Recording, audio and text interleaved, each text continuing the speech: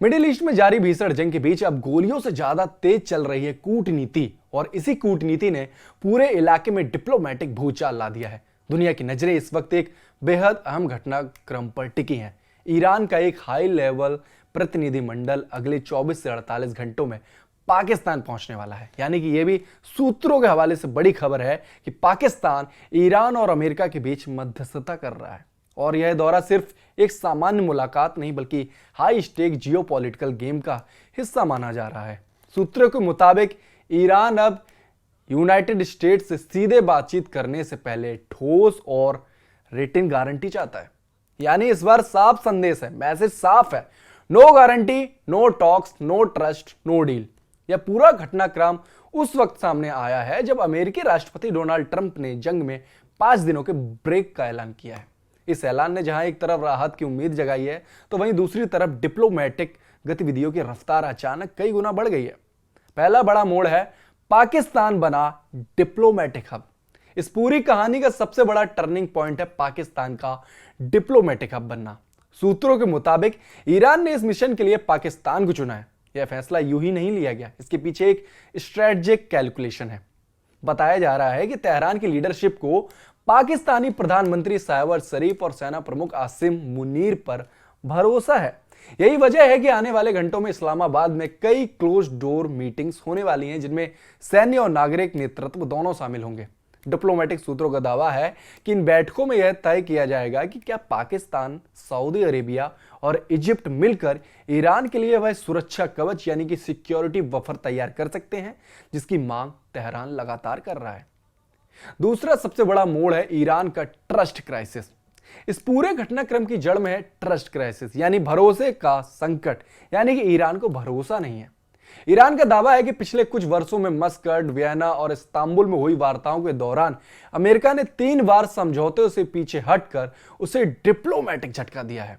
इसी वजह से इस बार ईरान ने अपनी स्ट्रेटजी पूरी तरीके से बदल दी है।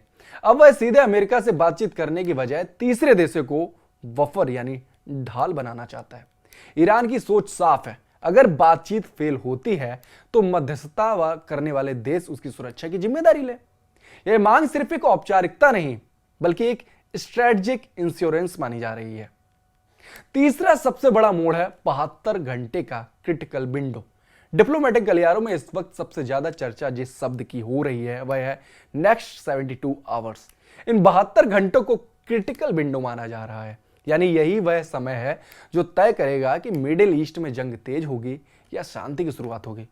सूत्रों के मुताबिक ईरानी प्रतिनिधिमंडल पाकिस्तान पहुंचकर वहां के सैन्य और नागरिक नेतृत्व के साथ इंटेंस और हाई स्टेक बातचीत करेगा। दूसरी तरफ अमेरिका भी इसी पूरी प्रक्रिया पर नजर बनाए हुए है। चर्चा यह भी है कि अमेरिकी उपराष्ट्रपति जेडी वांस, शांति दूत स्टीव विटकॉफ और ट्रंप के करीबी जेरेड कुशनर इस हफ्ते इस्लामाबाद पहुंच सकते हैं। सूत्रों के हवाले से बड़ी खबर सामने आ रही है।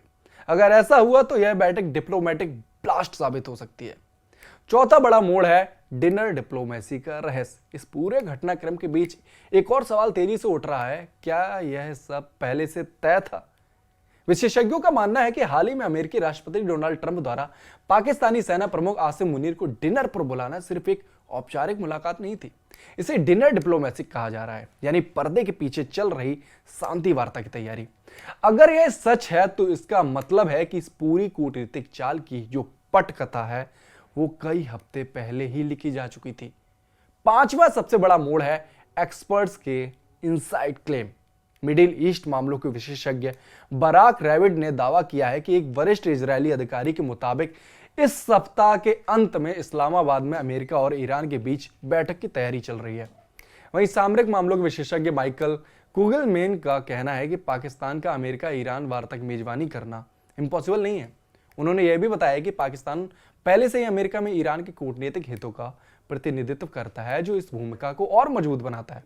यानी कि पाकिस्तान सिर्फ मेजबान नहीं बल्कि डिप्लोमेटिक ब्रिज बन सकता है।